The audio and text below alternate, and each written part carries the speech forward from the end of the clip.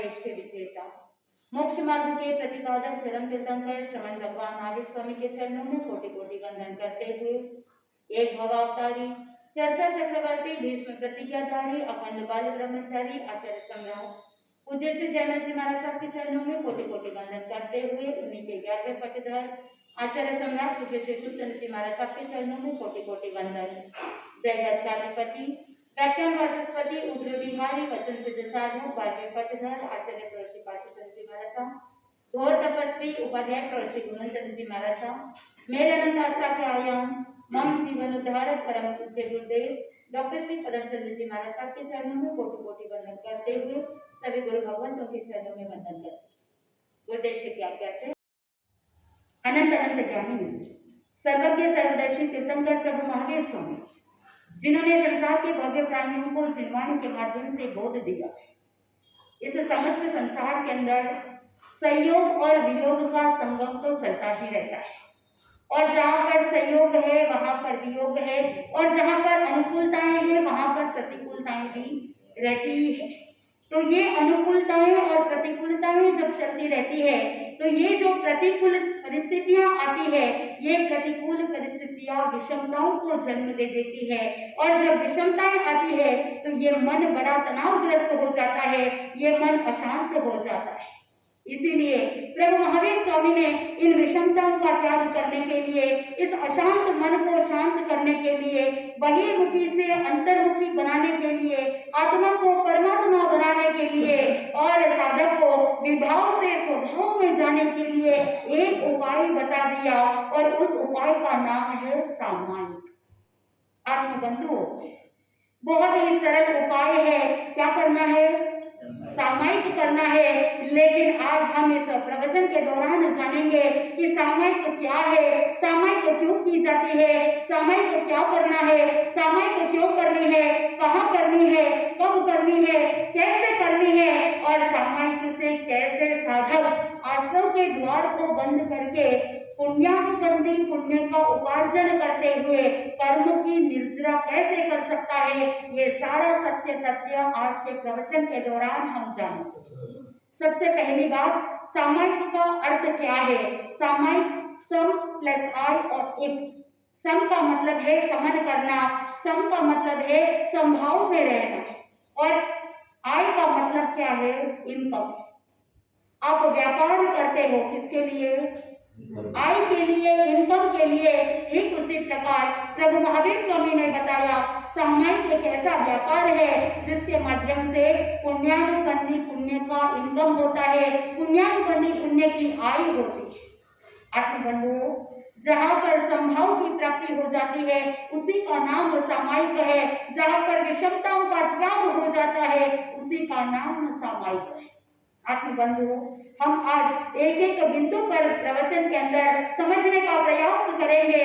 आखिर में जितने वर्ष आपके बीत गए उससे कई गुना ज्यादा सामायिक आपने की है, लेकिन जिस सामायिक से मोक्ष की अनुभूति होनी चाहिए थी, सुख शांति की अनुभूति होनी चाहिए थी, जिस सामायिक से साधक को डिप्रेशन से मुक्ति होनी चाहिए थी, लेकिन अभी तक नहीं हुई। क्यों नहीं हुई? क्योंकि अभी तक शुद्ध सामायिक की ओर नहीं गए। आत्मबंधुओं, सबसे पहला बिंदु कि सामायिक क्या है। आचार्य सूत्र के अंदर बताया गया कि वहां पर कहते हैं कि समता को ही धर्म कहा गया है और सामायिक के माध्यम से हमको क्या प्राप्ति होती है? समता की प्राप्ति होती है, समत्व भाव की प्राप्ति होती है और आचार्य सूत्र कहता है कि समता ही धर्म है। और भगवती सूत्र के पहले शतक 9वें उद्देश्य के अंदर भी बताया जाता है कि आत्मा ही सामायिक है और आत्म स्वभाव की, आत्म स्वरूप की उपलब्धि ही क्या है? आत्मा का प्रयोजन है, सामायिक का प्रयोजन है। यानी आत्मा ही दर्शन है, आत्मा ही ज्ञान है और आत्मा ही चारित्र है।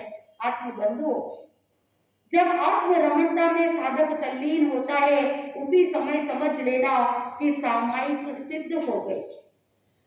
ज्ञानी जन बताते हैं कि सामायिक के 2 भेद हैं। कितने भेद?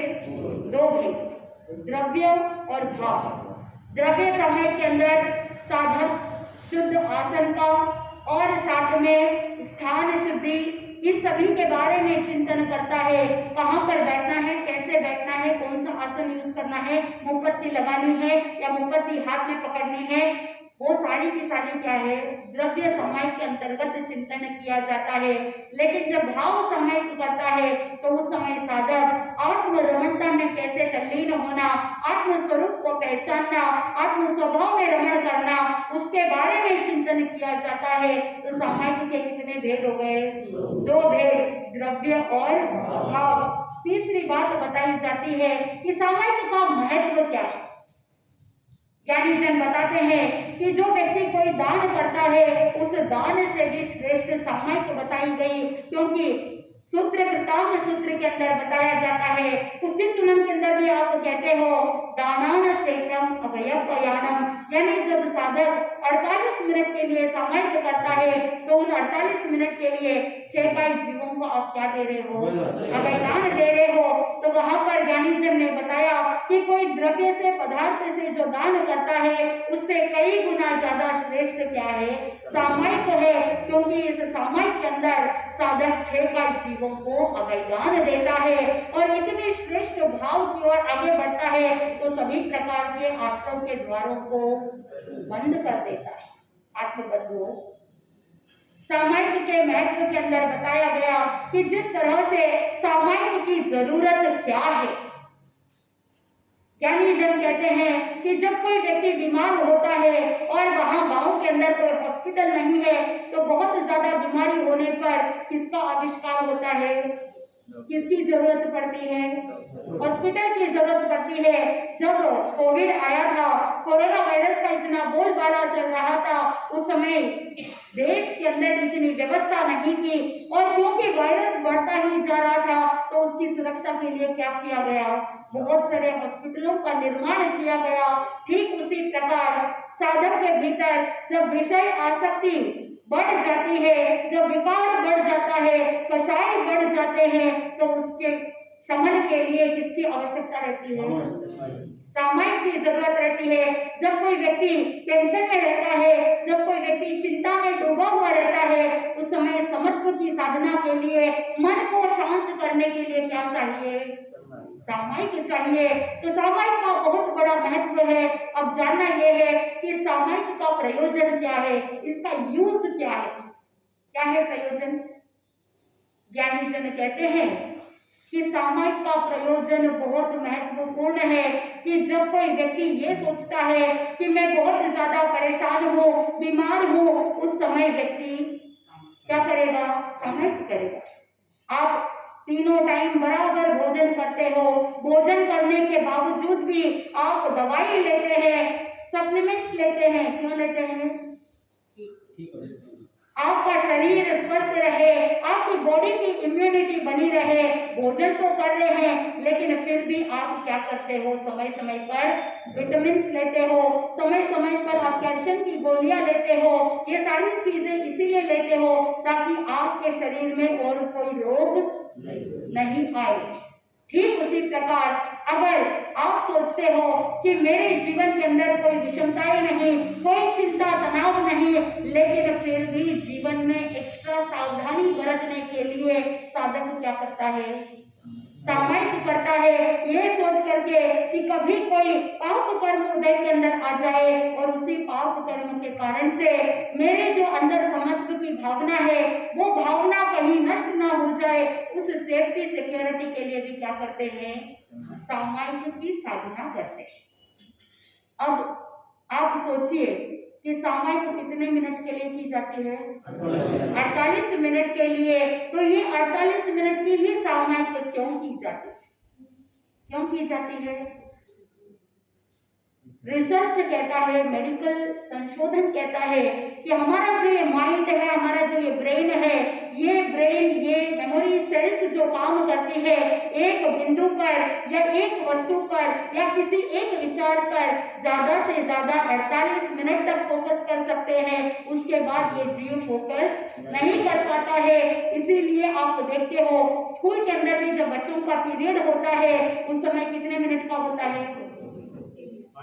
40 मिनट, 45 मिनट या मैक्सिमम 50 मिनट से ज्यादा क्लास होती नहीं। और 50 मिनट की क्लास होती है, कभी पहले के 5 मिनट और पीछे के 5 मिनट को छोड़ दीजिए, ज्यादा से ज्यादा कितना 45 मिनट का वो टाइम पीरियड होता है। क्यों वो पीरियड भी इतना ही रखा गया है? लॉजिस्टिक्स कहता है कि हर एक बच्चा, हर एक व्यक्ति उतने ही टाइम पीरियड के लिए कॉन्सेंट्रेट कर पाता है, फोकस कर पाता है, उसके बाद उसका फोकस बदल जाता है। ठीक उसी प्रकार प्रभु महावीर स्वामी जी जब ध्यान साधना करते थे, आचार्य सूत्र के दूसरे शुद्ध स्कंद में प्रभु महावीर स्वामी की साधना का वर्णन मिलता है, तो वहां पर बताया जाता है कि भगवान ध्यान करते थे तो कभी तिरछी भित्ति पर दृष्टि को केंद्रित करते, कभी भ्रकुटी पर दृष्टि को केंद्रित करते, कभी नासाग्र पर दृष्टि को केंद्रित करते, कभी किसी विचार पर दृष्टि को केंद्रित करते हुए कभी किसी चिंतन के अंदर रहते थे। और हर एक मुहूर्त के अंदर, हर 48 मिनट के अंदर वो चिंतन बदल जाता, वो वस्तु उज्ज्वल भी क्या हो जाता, बदल जाता। ज्ञानी जन कहते हैं कि अगर किसी साधक की दृष्टि या किसी साधक का आसन भी अगर कोई 48 मिनट के लिए एक आसन में स्थिर होकर के बैठ जाए तो उस आसन की क्या हो जाती है, सिद्धि हो जाती है। अगर कोई व्यक्ति 48 मिनट के लिए उत्कृष्ट धर्म ध्यान की श्रेणी में पहुंच जाता है, केवल एक अंतर मुहूर्त का ही खेल है, उस 48 मिनट के अंदर अंदर वो साधक शुक्ल ध्यान तक पहुंच जाता है। और जब साधक शुक्ल ध्यान में पहुंच जाता है तो मात्र 48 मिनट के अंदर ही साधक के अंदर कैपेसिटी है कि वो मोक्ष की मंजिल तक पहुंच सकता है। कितने मिनट का खेल है? सिर्फ 48 मिनट का खेल है। आप सोचो कि जब आप सामायिक करते हो तो आपका फोकस 48 मिनट के लिए रहता है क्या? कभी पूरी सामायिक में 5 मिनट के लिए आत्म रमणता में रहते हैं, कभी 10 मिनट के लिए रहते हैं, कभी 2 मिनट भी आत्मा में रमण नहीं हो पाते, तो फिर सामायिक करनी चाहिए कि नहीं करनी चाहिए? करनी चाहिए, क्योंकि ये आपका रिहर्सल है, ये आपका अभ्यास है। जैसे जैसे अभ्यास बढ़ेगा टाइम पीरियड भी बढ़ता जाएगा, आपका फोकस, आपकी आत्मरमणता बढ़ती जाएगी, आत्मा का स्वरूप जानने के लिए आप तत्पर बनते जाएंगे। नहीं तो क्या होता है कि एक गांव के अंदर एक सेठानी जी, वो सेठानी जी का नियम था प्रतिदिन सामायिक करना, घर पर ही बैठ करके सामायिक करते। आत्मबंधु, सामायिक करते समय द्रव्य, क्षेत्र, काल, भाव सभी इम्पोर्टेंट है। और इसी को समझने के लिए एक छोटी सी कहानी, जहाँ पर एक सेठानी जी अपने घर के अंदर बैठे बैठे रोज सामायिक करते। एक बार हुआ ऐसा कि सामायिक करने के लिए बैठे हैं और जब भी वो सामायिक करते तो घर की जो फाटक होती थी उसे बंद कर देते। ये सोचते कि गली के अंदर बहुत सारे कुत्ते घूमते रहते हैं, फाटक खुली रह जाती है तो क्या होता है, कुत्ता अंदर आ जाएगा।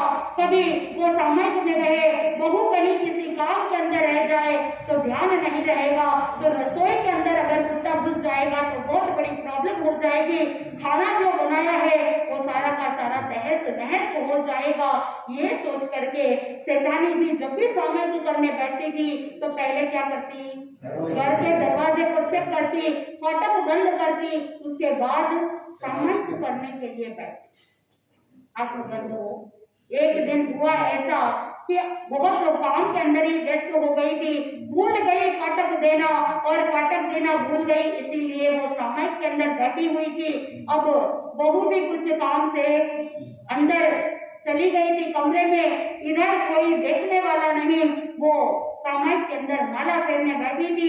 जोर जोर से माला फेर रही है, ओम नमो हरिहंतानम, ओम नमो सिद्धानम, जोर जोर से माला फेर रही है। और माला फेरते फेरते नजर पड़ी फाटक खुला। अब क्या करना? अब एक तरफ मोतिया गुड़क रही है और दूसरी तरफ ध्यान फाटक के ऊपर है। अब वहां सामायिक के अंदर बैठे, उठ करके फाटक बंद भी नहीं कर सकते। मन में यही चिंतन चल रहा था, चिंता चल रही थी कि कहीं कुत्ता अंदर तो नहीं आ जाए। सोच ही रही थी, उतने में गली से एक कुत्ता फाटक के अंदर आ गया घर के अंदर प्रवेश करता है। अब वो घर में चला गया कुत्ता, रसोई घर के अंदर भी चला गया। अब बहू तो कमरे के अंदर बैठी है, काम कर रही है। अब बहू को बुलाना तो कैसे बुलाना, सामने के अंदर बैठी है, कोई सावधि क्रियाएं नहीं कर सकती। वो शैतानी सोच रही है क्या करें। एक तरफ नकार मंत्र बोल रही है और दूसरी तरफ बोलते बोलते उसके माइंड में एक आइडिया आया। सोचने लगी और सोचते सोचते अनायास बोल पड़ी, बोलूं तो सामायिक जाए, कुत्ता रसोई में घी शक्कर खाए। बोलूं तो सामायिक जाए, कुत्ता रसोई में घी शक्कर खाए। बहू इसे क्यों ना भगाए, ओम नमो हरिहंताणम। वो बार बार बोलती रही, बोलूं तो सामायिक जाए, कुत्ता रसोई में घी शक्कर खाए। बहू क्यों ना इसे भगाए, ओम नमो हरिहंताणम। बार बार बोलती गई लेकिन बहू अंदर है, आवाज नहीं गई तो उसका वॉल्यूम भी बढ़ गया। ऐसे बोलते बोलते पूरी माला पूरी हो गई। आखिर में बहू को सुनाई दिया और बहू आई और कुत्ते को बाहर भगा दिया। आत्मबंधु, कहने का आशय क्या, ऐसी समय काम की है। इसीलिए ज्ञानी जन ने कहा कि स्थान बहुत महत्वपूर्ण है। सामायिक कहाँ करना, घर पे करते हो तो ऐसी प्रॉब्लम आ जाती है कि अगर कोई खाना खा रहे हो, खाने की सुगंध आ जाए या खाना सामने दिख जाए तो आहार संज्ञा जागृत हो जाती है, खाना खाने की इच्छा हो जाती है। अगर घर के अंदर टीवी चल रही होती है तो मन टीवी में डोल जाता है। घर के अंदर कोई आरंभ समारंभ की क्रिया होती है तो व्यक्ति वहीं पर लग जाता है, फिर विचार उसी में चलने चालू हो जाते हैं। इसीलिए ज्ञानी जन ने कहा कि सामायिक कहाँ करना, सामायिक धर्म स्थान में करना चाहिए, सामायिक उपाश्रय के अंदर करना चाहिए। क्योंकि धर्म स्थान के पुद्गल जो होते हैं वो शुभ होते हैं, यहाँ पर कोई विकार या कोई विषय आता नहीं। इसीलिए शुद्ध सामायिक संभव हो सकता है। ज्ञानी जन कहते हैं कि द्रव्य के रूप में आपको चिंतन करना है कि आसक्ति का त्याग करोगे तो आपकी द्रव्य से भी सामायिक शुद्ध हो जाती है। क्षेत्र भी बहुत बड़ा महत्वपूर्ण है। आप सबने श्रवण कुमार का नाम तो सुना ही है। तो श्रवण कुमार अपने माता पिता को कावड़ में उठा करके तीर्थ यात्रा के लिए ले जाता है। ज्ञानी जन बताते हैं कि जब श्रवण कुमार माता पिता को कावड़ में उठा करके ले जा रहा था और जब कुरुक्षेत्र आता है, उस धरती का प्रभाव था। जैसे ही उस कुरुक्षेत्र की धरती पर पांव रखा और श्रवण कुमार के भाव बदल गए और उसी क्षेत्र के परिणाम के स्वरूप वो कहने लगता है, मैं ऐसे ही फ्री में आप दोनों को कावड़ में उठा करके तीर्थ यात्रा करवा रहा हूँ, मैं यहाँ से आगे नहीं जाऊंगा। कावड़ को नीचे रख दिया। माता पिता समझ गए मेरा बेटा तो ऐसा नहीं है, हो ना हो इसी धरती का प्रभाव है। माता पिता ने कहा कोई बात नहीं बेटा, तुम हमें तीर्थ यात्रा करवाओ, तुम कितना किराया लोगे बता देना। उस समय श्रवण कुमार कहता है हाँ हाँ मैं जरूर किराया लूंगा और मैं फ्री में तो आपको ले जाने वाला नहीं। जैसे ही माता पिता मान गए, श्रवण कुमार वापस अपने माता पिता को कावड़ में उठाता है और वहां से चलता है। और वहां माता जी ने सोचा देखो टेस्ट करना चाहिए, कहीं ये क्षेत्र का प्रभाव तो नहीं। तो उसने अपने एक झोली में वहां की मिट्टी को ले ली। वहां से जैसे ही प्रस्थान किया, कुरुक्षेत्र को पार किया, उसके बाद माता ने कहा बेटा 1 मिनट रुक जाओ, कावड़ को नीचे रख दो। और जैसे ही वो बोलती है तो उस मिट्टी को वहीं पर बिछा देती है। और दूसरे ही क्षण वो माता कहती है कि बेटा तुमने कहा था कि तीर्थ यात्रा करवाने के लिए किराया लोगे, अब बोलो कि बस पहुंचने ही वाले हैं, पहुंचने से पहले क्या करना है, हिसाब सेटल करना है। तो तुम बोलो कितना किराया लगा, कितना देना है। उस समय श्रवण कुमार कहता है माँ मैं आपसे कैसे ऐसे किराया ले सकता हूँ, मैं तो आपकी सेवा करना चाहता हूँ, आपको तीर्थ यात्रा करवाना चाहता हूँ, इसीलिए आप ऐसी बातें मत करो। उसी समय माँ ने कहा, बेटा मेरी एक बात मान लो, बस वहां से आकर के यहाँ खड़े हो जाओ, यहाँ पर खड़े होकर के बात करो। उस समय जैसे ही वो उस कुरुक्षेत्र की मिट्टी पर पांव रखता है और फिर माँ पूछती है, बेटा तीर्थ यात्रा कंप्लीट कराओगे या कुछ लोगे? उस समय वो श्रवण कुमार पुनः बोल देता है कि हाँ हाँ मैं जरूर किराया लूंगा। तो वो माँ समझ जाती है कि ये किसका प्रभाव है, ये उस मिट्टी का, उस धरती का, उस क्षेत्र का प्रभाव है। और उसी के कारण से बेटे के मन की भावना भी बदल गई। आपको पता है घर पर रह करके आप सामयिक करते हो, उस समय आपके भाव अलग रहते हैं, और जब धर्म स्थान में आकर के सामयिक करते हो उस समय आपकी भावना अलग रहती है। इसीलिए ज्ञानी जन कहते हैं कि सामयिक कहाँ करना, धर्म स्थान में करना, उपाश्रय में करना। घर पे अगर सामयिक करते हो तो वो जो बड़े बड़े श्रावक हुए, आपके मन में प्रश्न उठ सकता है, पुराने जमाने के अंदर तो कहीं स्थानक नहीं होते, पुराने जमाने के अंदर कोई उपाश्रय नहीं होता, तो क्या वो सामयिक नहीं करते, क्या वो औषध नहीं करते? ज्ञानी जन कहते हैं अगमुख का अंदर उल्लेख मिलता है कि जो बड़े बड़े श्रावक साधक हुए उनके राजमहलों के अंदर एक निजी पौषधशाला होती थी और वो वहीं पर साधना करते, यानी साधना का कक्ष अलग होता था। पौषधशाला के अंदर बैठ करके औषध करते थे, वहां पर कोई भी सांसारिक कार्य नहीं होते थे। और आज के जमाने में आपके पास जगह कितनी है, आपके लिए भी घर के अंदर जगह बस नहीं होती, और बहुत से ऐसे लोग हैं जिनके बहुत बड़े बड़े बंगले हैं, इतने बड़े बड़े घर बना लेते हैं, लेकिन कभी विचार ऐसा नहीं आया कि इतने बड़े बंगले में मैं एक साधना कक्ष भी अलग से रख लूं, मैं एक बहुत बड़ी पौषधशाला तो नहीं बना सकता, मैं अकेला खाना तो नहीं बना सकता, लेकिन मेरी साधना के लिए, मेरी आराधना के लिए मैं एक ऐसा कक्ष रखूं जहां पर कोई भी सांसारिक कार्य नहीं हो, वो निजी पौषधशाला के समान ही बन जाए और घर के अंदर ही रहते हुए भी घर से अलग रहे, घर से सेपरेट हो, यानी घर के जितने भी तामझाम होते हैं उसका कहीं पर भी प्रभाव उस क्षेत्र में नहीं पड़े। ऐसा चिंतन अगर श्रावक कर ले तो उसकी साधना घर पर भी क्या हो सकती है, शुद्ध हो सकती है। तो आप स्वयं चिंतन कीजिए, बड़े बड़े बंगले बना लेते हो लेकिन वहां पर विवेक अभी तक नहीं आया कि मैं एक निजी पौषधशाला बना लूं या मेरे घर के अंदर ही एक साधना के लिए अलग से स्थान बना लूं कि जहां पर कोई टीवी का साउंड नहीं आए, जहां पर मुझे घर के एक दूसरे के वार्तालाप का भी कान में शब्द नहीं पड़े। ऐसा चिंतन अगर चलता है तो साधक उत्तरोत्तर आगे बढ़ सकता है। बहुत बार आप ऐसे ही तर्क करते हो कि घर बहुत दूर है, रोज उपाश्रय में आकर के सामयिक करना पॉसिबल नहीं होता, वो टाइम फ्रेम बराबर नहीं होता। तो मेरा अगला प्रश्न ये है कि सामयिक कब करना, कब करनी सामयिक, कब करनी चाहिए? आप यहाँ पर बैठे हो, आप कहोगे कि ब्रह्म मुहूर्त में करना, लेकिन आपकी नौकरसी बिस्तर पर ही आ जाती है, तो फिर सामयिक ब्रह्म मुहूर्त में कब करेंगे? आपको नौकरसी आती है या नहीं आती, लेकिन आपके बिस्तर को नौकरसी जरूर आ जाती है। आपको बंधुओं, सामयिक कब करना, भोजन कब करते हैं,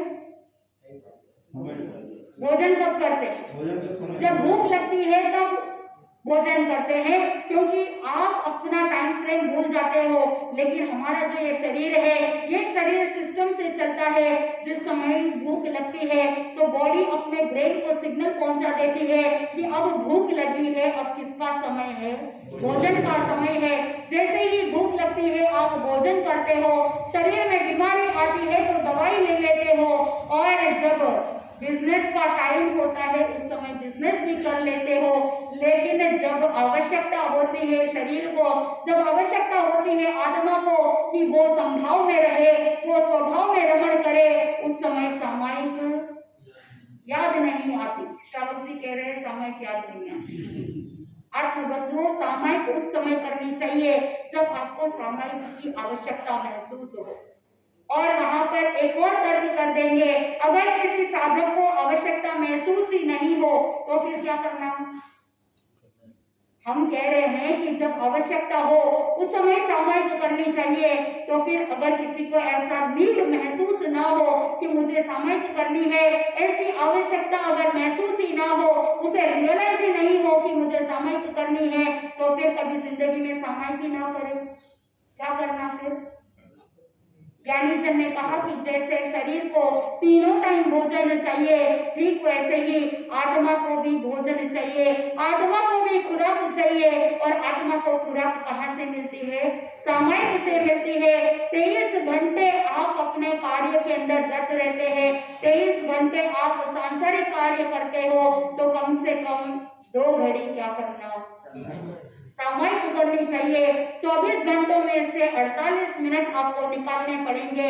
यानी 24 घंटों में से अगर एवरेज चिंतन करो तो हर 1 घंटे से कितने मिनट निकालने हैं, 2 मिनट निकालने हैं। अगर इस तरह से सोच रखोगे कि मुझे 24 घंटों में से हर 1 घंटे में से 2 मिनट निकालूंगा, तो मेरी एक 48 मिनट की सामायिक हो जाती है।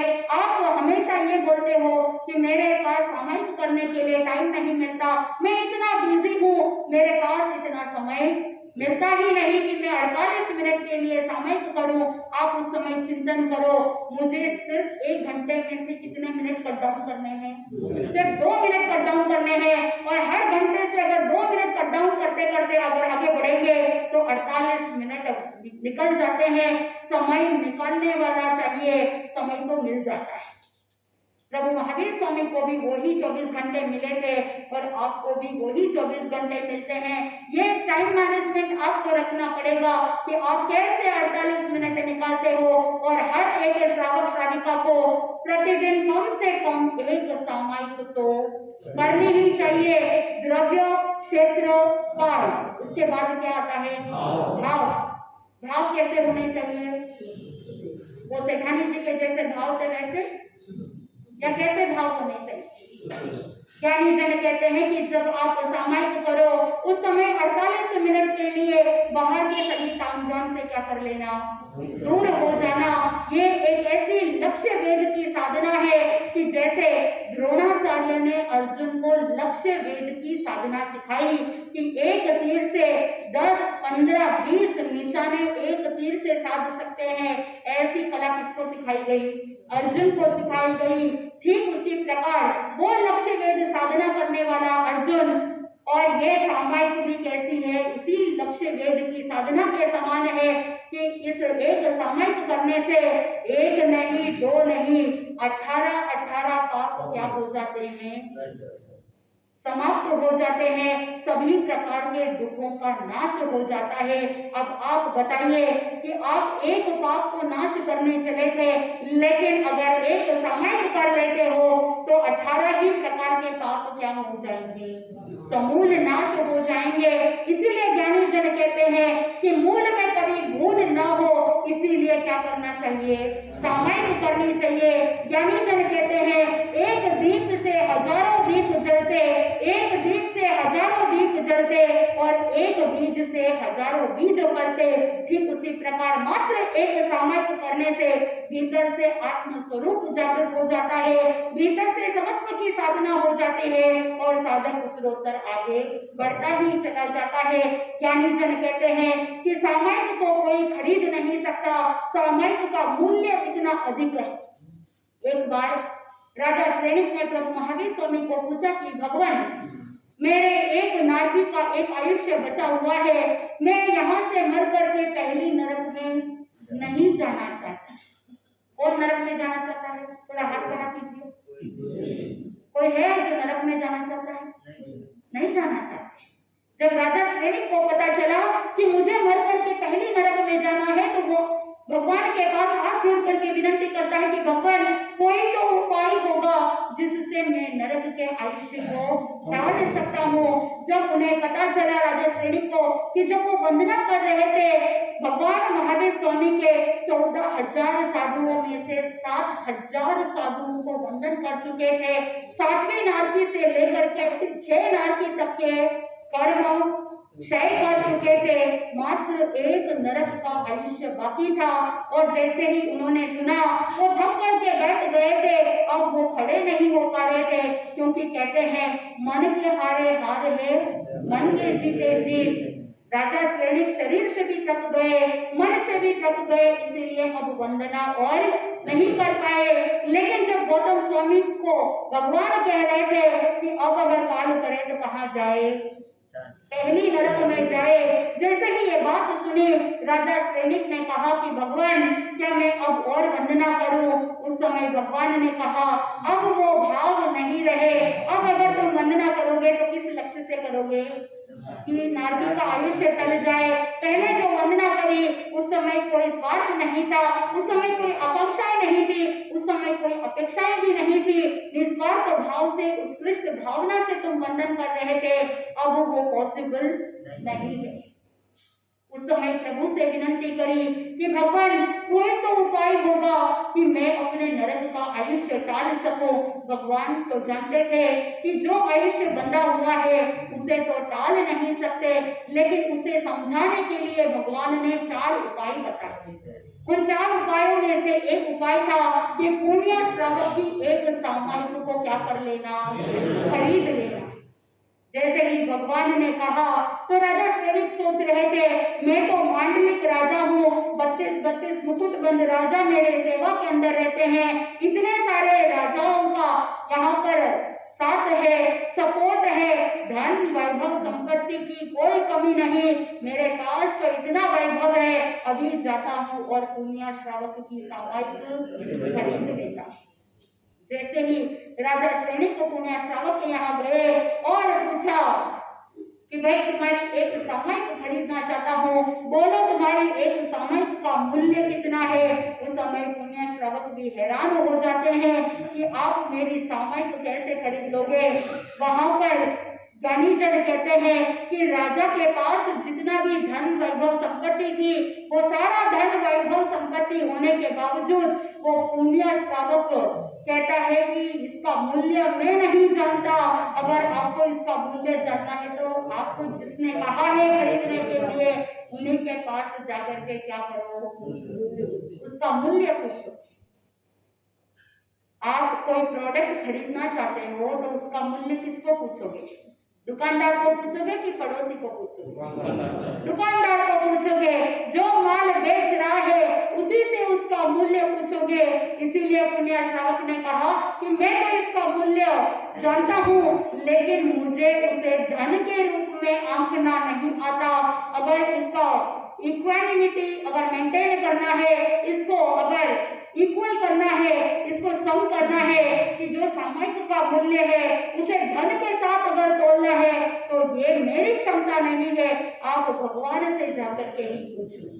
उस समय वो राजा श्रेणिक प्रभु महावीर स्वामी के पास जाते हैं और कह देते हैं कि भगवान पुण्य श्रावक को इसका मूल्य नहीं बता पाया, एक काम कीजिए प्रभु, आप ही कृपा कर दीजिए, आप ही इस एक सामयिक का मूल्य बता दीजिए।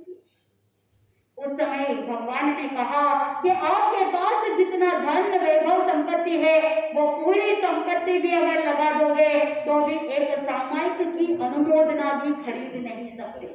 क्या नहीं कर सकते, सामयिक की अनुमोदना भी नहीं खरीद सकते, तो फिर सामयिक को कैसे खरीदे। ज्ञानी जन ने कहा कि जैसे कोई सहस्र यानी हजारों गायों को जो व्यक्ति दान करता है, उनका भरण पोषण करता है, उसके बावजूद भी श्रेष्ठ किसको बताया, सामयिक को बताया। क्योंकि वहां पर आप केवल कुछ ही गायों का पोषण कर रहे हो, कुछ ही पशुओं का पोषण कर रहे हो, लेकिन जब आप सामयिक करते हो तो 6 जीवों को आप संपूर्ण रूप से अभय दे रहे हो। आप मनोवैज्ञानिकता के अनुसार भी अगर चिंतन करोगे तो एक सामयिक करने के समय में आपका जो ब्रेन का अल्फा लेवल है वो अल्फा लेवल भी जागृत हो जाता है। और ये अल्फा लेवल क्या काम करता है कि जब व्यक्ति माइंड को रिलैक्स स्टेट में रखता है, मन को बिल्कुल शांत रखता है, उस समय अवचेतन मन जागृत हो जाता है। और रिलैक्स स्टेट में जब पहुंचना है तो क्या करना होगा, सामायिक करनी होगी।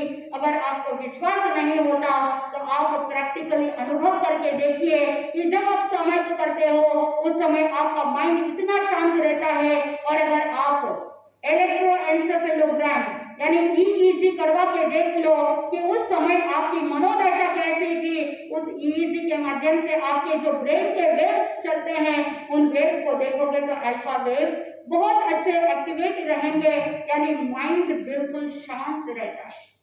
ये रिसर्च आपको करनी चाहिए कि सामायिक के माध्यम से आपका माइंड बिल्कुल शांत हो जाता है। आपके भीतर जो विषमताएं थी, आपके भीतर जो राग द्वेष की परिणतियां चल रही थी, वो सारी की सारी क्या हो जाती है, शांत हो जाती है।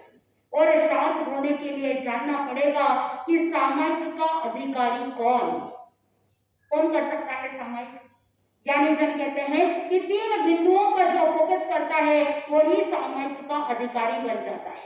सबसे पहली बात कि जो समत्व भाव रखने वाला हो वो सामायिक का अधिकारी है। आपने मुक्ति तो बांध ली, मूर्ति पूजक साधक हाथ में मुक्ति को रख लेता है। आपने मुक्ति को बांध करके रखा या हाथ में रखा, लेकिन फिर भी अगर किसी एक छोटे से बालक ने आपके पास आकर के टच कर दिया, क्या करोगे?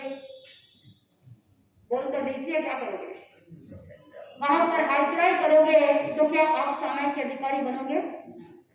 सामायिक का अधिकारी वो ही बन पाएगा जो समत्व रखने वाला हो, वो मन के अंदर विचार करने वाला हो कि बस एक संगठा हुआ है, वो भी जानबूझ करके नहीं। मेरे को संगठा करने की भावना नहीं थी, बच्चे को भी ज्ञान नहीं है और अनजाने में टच कर दिया। और संगठे का क्या प्रायश्चित है? मिच्छामि दुक्कडम। वहां पर समत्व की भावना रखते हुए अगर साधक आगे बढ़ता है, मिच्छामि दुक्कडम दे देता है, तो वो सामायिक का अधिकारी बन जाता है।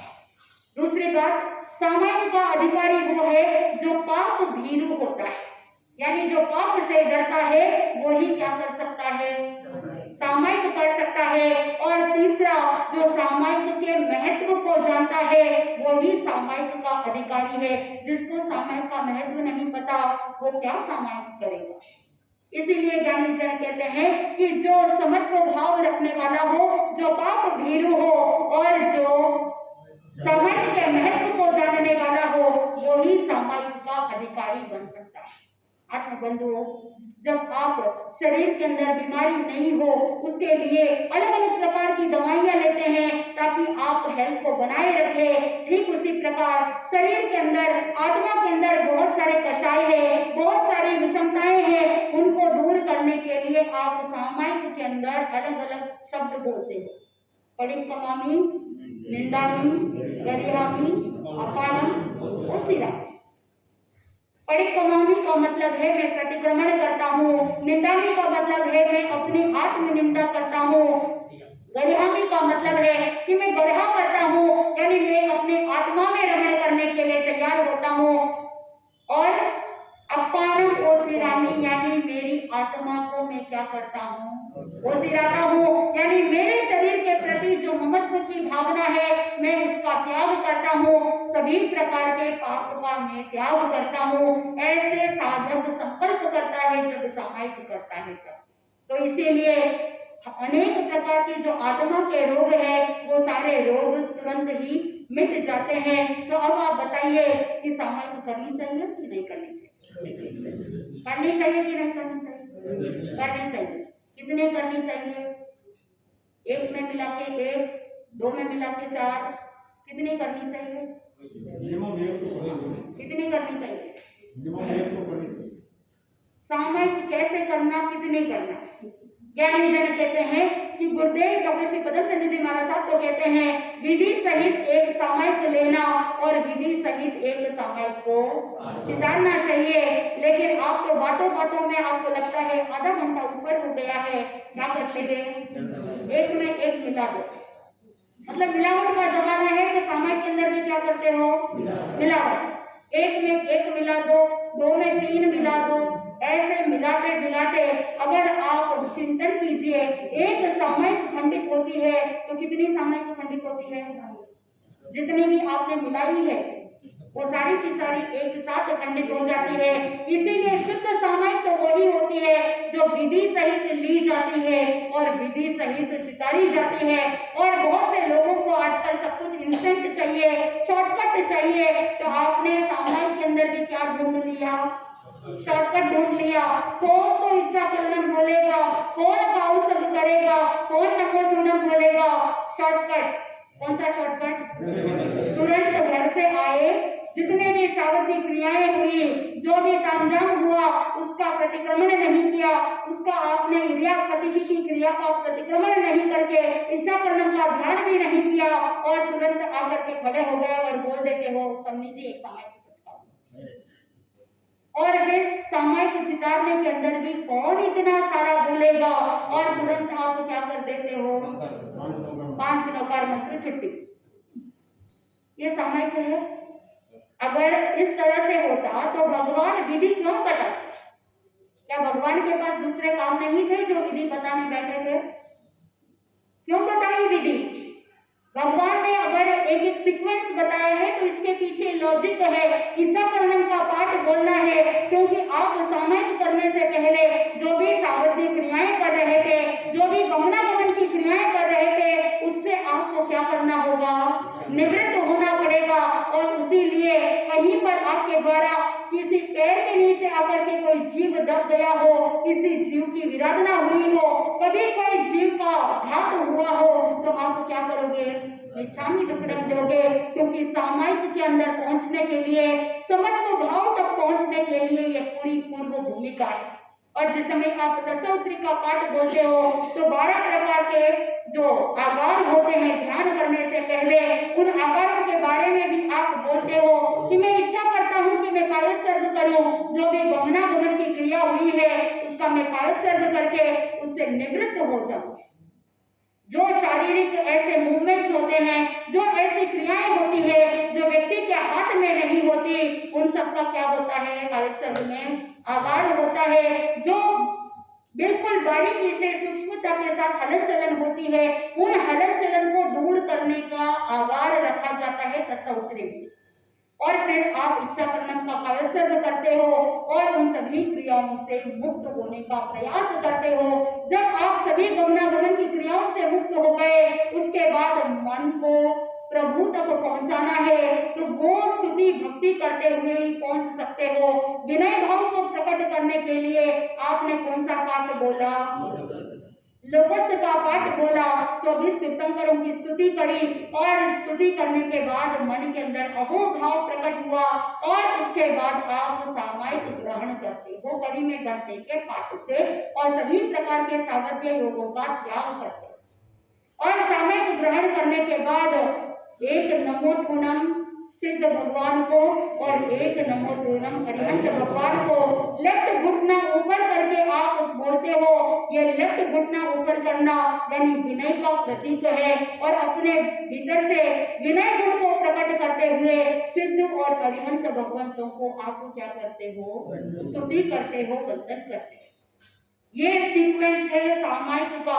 सामायिक लेने की भी विधि जाननी चाहिए और सामायिक पालने की भी विधि जाननी चाहिए कि वहां पर इस नवमत के पाठ के माध्यम से आप वहां पर बोलते हो कि अगर इस सामायिक के अंदर जो भी 32 प्रकार के दोष लगे, उन सबका आप मिच्छामि दुक्कडम देते हैं। लेकिन बहुतों को पता ही नहीं कि 10 मन के, 10 वचन के और 12 काया के ये 32 दोष होते क्या है, क्या करना चाहिए सामायिक के अंदर और क्या नहीं करना चाहिए, ये पता ही नहीं, तो फिर शुद्धि कैसे मेंटेन होगी? आत्मबंधु, सामायिक के अंदर शुद्धि को मेंटेन करने के लिए ज्ञान होना बहुत जरूरी है। जब साधक शुद्धि को मेंटेन करता है, ज्ञान को अर्जन करता है, सामायिक के अंदर स्वाध्याय होना चाहिए ताकि आपका ज्ञान बढ़े। सामायिक के अंदर मौन होना चाहिए ताकि आपके वचन शुभ हो, भाषा के उद्गल शुभ हो। सामायिक के अंदर ध्यान होना चाहिए जिससे आपके भीतर आत्मरमणता प्राप्त हो, न कि आप सामायिक के अंदर बैठे बैठे एक दूसरे के साथ बातचीत करके गप्पे लड़ाते हुए टाइम पास नहीं करना। सामायिक के अंदर रहते हुए जब जाप धर्म आराधना साधना हो तभी सामायिक सार्थक हो सकती है। तो आज से आप संकल्प करें, आपको क्वांटिटी नहीं क्वालिटी पर विश्वास करना है। एक सामायिक भी करो, लेकिन कैसी करनी, शुद्ध करनी। उस एक सामायिक के अंदर मौन के साथ, स्वाध्याय के साथ, जप जाप के साथ अगर सामायिक करोगे तो वो आपके नरक का आयुष्य भी टल सकता है, यानी अनेक सागरों की स्थिति भी घट सकती है, नरक की वेदनाएं दूर हो सकती है। आप अगर सुखी होना चाहते हो तो एक शुद्ध सामायिक भी आपको सुखी कर सकता है। तो निरंतर आप संकल्पित बनिए।